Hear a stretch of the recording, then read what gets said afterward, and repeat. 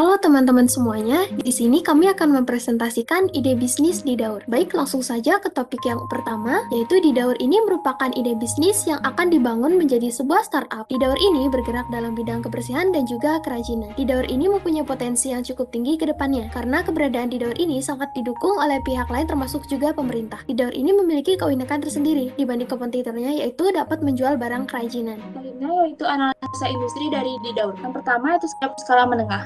Jadi perluan dilakukan, persyaratan legalitas dimiliki, akses sumber daya pendanaan perbankan, dan juga SDM yang unggul. Pertumbuhan dari di Daur ini yaitu meningkatkan nilai guna suatu barang menjadi barang berharga. Sampah plastik di Indonesia itu cukup banyak. Dengan aplikasi di Daur ini dapat mengurangi sampah plastik dengan menjadikannya barang kerajinan dengan nilai jual tinggi, sehingga bisnis ini itu akan mengalami perkembangan signifikan. Proyeksi penjualan aplikasi di Daur dari bulan Juni sampai Oktober mengalami peningkatan. Begitupun pula proyeksi pembelian dari sampah di Daur ini dari bulan Juni sampai Oktober juga mengalami peningkatan. Budaya pesaing di Daur ini ada 4 startup, yaitu Mulung, Angkus, Duitin, Sampah Muda, dan Bank Sampah. Dilihat layanan di Daur, di Daur memiliki semua layanan seperti pada gambar. Strategi di Daur ini itu merupakan strategi di Daur untuk mengalahkan kompetitornya. Key success factor di Daur ini yaitu keunikannya dibanding dengan pesaingnya, yaitu mengolah sampah menjadi barang kerajinan kemudian dijual di outlet di Daur. Keyword sampah ini mengalami peningkatan. Berdasarkan wilayahnya, yang kedua yaitu di Bali. Prospek jangka panjang aplikasi Daur ini cukup tinggi. Baik, selanjutnya adalah gambaran perusahaan di Daur. Jadi, gambaran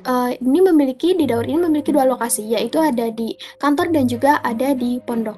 Yang di kantor untuk pelayanan teknis dan di pondok adalah untuk pengolahan kerajinan. Nah, arti nama dari di Daur ini adalah yang artinya kreativitas dan juga daur yang merupakan daur ulang sampah. Kemudian filosofi dari di Daur ini adalah di Daur ini yang artinya melambangkan kemakmuran, glamor, serta memiliki nilai kreativitasan yang tinggi. Mengenal di Daur. Jadi di Daur ini merupakan aplikasi yang digunakan untuk membeli sampah dari orang lain lalu mengolahnya menjadi barang kerajinan dan dijualnya. Jadi visi misi dan tujuan dari di Daur ini adalah visinya itu adalah sebagai mitra utama pemerintah dalam mencapai tujuan bersama, yaitu bumi subur, rakyat makmur. Kemudian untuk yang misinya adalah mendaur ulang sampah dengan memanfaatkan teknologi, mengembangkan inovasi, dan juga menjalin hubungan baik dengan pemerintah untuk bersama-sama mensukseskan program Go Green. Selanjutnya itu ada di Daur. Jadi Daur ini menyediakan jasa penjemputan atau pembelian sampah ke pelanggan yang memesannya lewat aplikasi di Daur. Jadi keuntungan picker itu didapat dari menjemput sampah dan mendapat hasil bonus dari di Daur apabila mendapat orderan kerajinan dari customer.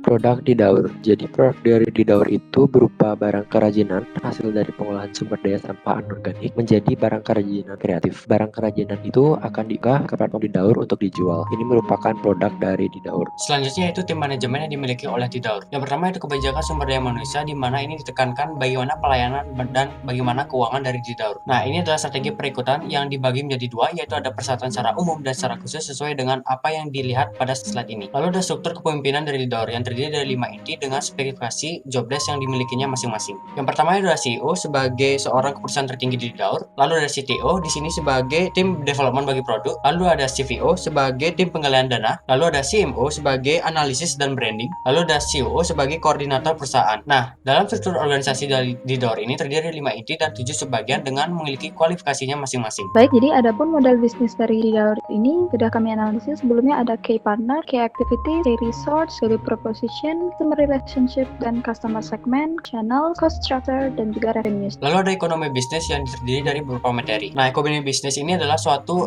metode bagaimana mencari keuntungan serta mencegah kerugian dari hasil produksi agar tidak mengalami kerugian. Yang pertama ada fixed cost atau biaya tetap yang terdiri dari kebutuhan kewajiban pokok. Lalu ada variable cost atau berupa biaya pengembangan. Nah, lalu ada BEP di Daur atau break even point, di mana terjadi biaya total dibagi dengan target produk yaitu 200, didapat harga produknya yaitu 6.000. Untuk mencari keuntungan dilebihkan sedikit menjadi 50.000 dan mendapatkan keuntungan sebesar 800.000 per bulannya. Baik, untuk teknik dari marketing plan ini sendiri adalah untuk riset pasar itu perlu dilakukan untuk mendapatkan data yang valid dari pasar. Sedangkan untuk branding kami sudah melakukannya yaitu berupa pembuatan logo di Daur. Untuk soft openingnya itu yang pertama di Daur akan membuka pondok kerajinan yang pertama dan akan memberikan diskon ke pelanggan. Kemudian untuk yang marketing promosi online itu kita menggunakan sosial media berupa Instagram dan sosial media lainnya. Dan juga tidak lupa disertai disertai dengan teknik advertising dan juga promo yang dilakukan setiap bulan atau setiap minggunya. Lalu ada perencanaan desain dan pengembangan. Yang pertama adalah perencanaan desain, di mana targetnya itu untuk melebihi produk dari 200.000 dan melakukan penyelesaian terhadap pangsa pasar yang diikuti. Selanjutnya, progres yang akan dilakukan adalah untuk mencari bagaimana inovasi mendaur ulang sampah. Lalu ada operational plan, di mana sini terdapat